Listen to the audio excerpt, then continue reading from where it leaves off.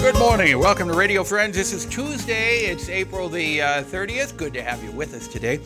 We have two very talented young people with us today from Rockbridge High School, and they are just bursting at the seams to tell us all about the Rockbridge High School Theater Showcase. Now, what is the Theater Showcase? Basically, it is the two different acting classes from Rockbridge, the Acting 2-3, which is basically advanced acting, and the musical theater classes are putting on a 2-hour kind of collection of scenes from different plays and musicals. So you're doing 2 hours of how many different plays and musicals? It's about 2 hours of 10 different shows, 5 musicals from the musical theater class and 5 plays from the acting class. That's got to be hard to do, isn't it? A little bit. What it does, though, is normally when you do an all-school show, some kids get leads and some kids are in the chorus. But this way, because every student is getting graded on their performance for the class, it's kind of like our final project. So it showcases each student. So each student, depending on what scene and when they're in, has the lead role and the spotlight for an extended period of time. Does it seem like that puts a little more pressure on you doing it that way? It's definitely kind of the culminating event, and so we definitely all feel like we need to make this good. You know, we're going to have a lot of parents and friends that are going to come out and see it, Right. and of course it is our grades, so Right. It's a big deal. And it's almost like you're doing summer rep also, because you're in two. Are each of you in 2 different productions? Yes, he's in several, and I'm. How many are you in? Altogether, I think I'm in 5 of them. Okay, I don't think I introduced you. We have Lauren Puckett, who's sitting right next to me. Lauren Puckett and Troy Guthrie. I was so excited about talking about the production, I forgot to introduce your name. No, we're here. It's all yeah, good. well, we're glad to have you with us. So you're in 5 different productions? Yes, I'm in both of the classes. So most of the kids from the acting class, just to kind of fill out, are all in the opening number and the closing number. So I'm in both of those. So you're acting and you're singing? Pretty much. Okay, what's the most difficult? We're doing a scene from an old kind of 20s musical called Crazy for You, and I have to tap dance and sing at the same time. And I've acted all my life, which is great, but I've never danced before. So you have to tap dance and sing at the same time? Yeah, so learning how to do all that in a month has been a big challenge for me. And Lauren, what about you? Well, I think the toughest thing for me is I am playing this kind of older, crazy woman who's this psychic. And so she has this kind of gypsy side to her. And so she's obviously quite different from my actual self. So it's been really, really fun. You don't have that gypsy side to you? Could you tell? No, but it's been really interesting getting to just kind of be crazy and wild with lines and everything. So do you have to use a different type of dialect, a different dialect when you're doing her? The show itself was written for British actors and actresses, and so while we're not using British accents, because we'd probably butcher them, to be completely honest, it's hard to do transfer American to British, but we are definitely using a slightly more formal kind of dialect and way of speaking, and then my character specifically, I kind of go all across the board. I go up here and then down here, and so it's fun. So is it hard to get into character?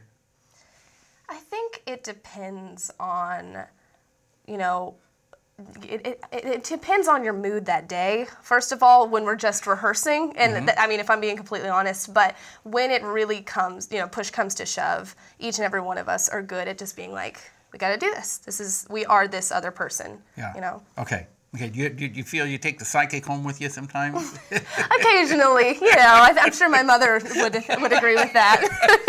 All right, and Troy, your favorite character that you're doing with this? You know, honestly, I get to be a hippie in the closing number.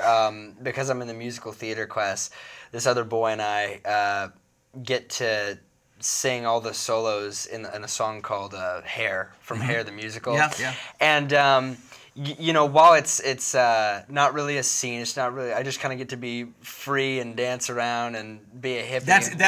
That's besides doing the tap dancing and singing at the same time. Yeah. Right. Okay. You want to give us a synopsis? Can you do a little a little clip of one of your characters?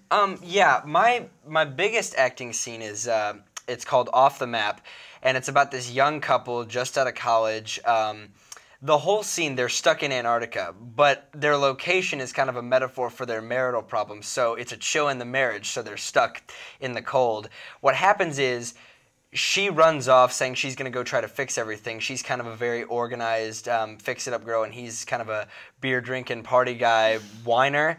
And that's you? Yes, that's me. Okay. And I'm sitting there and I'm just kind of in a lull, and this talking penguin comes on and explains, you know, how he met his wife and the talking penguin. Yes. Okay. Starts talking about animal instincts, and at first this guy's kind of like, this penguin can talk. What's he doing here? But they become friends after a little bit, and they start socializing a bit.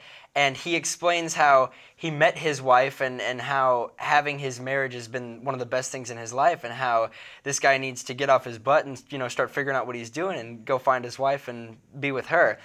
She comes back and it all kind of works out happily ever after. And what ends up happening is the girl standing there has no idea what's just happened to this guy, that he met this penguin, and he starts taking stones and building a nest like a penguin would around his or her mate.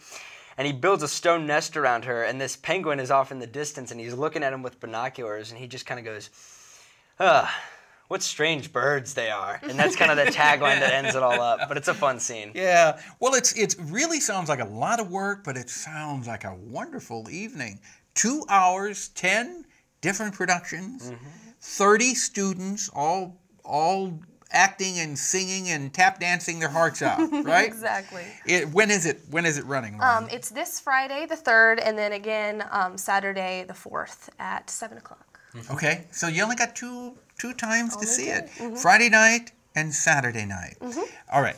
If you got 20 seconds to try to convince people to come, in your own words, why should they come to see this?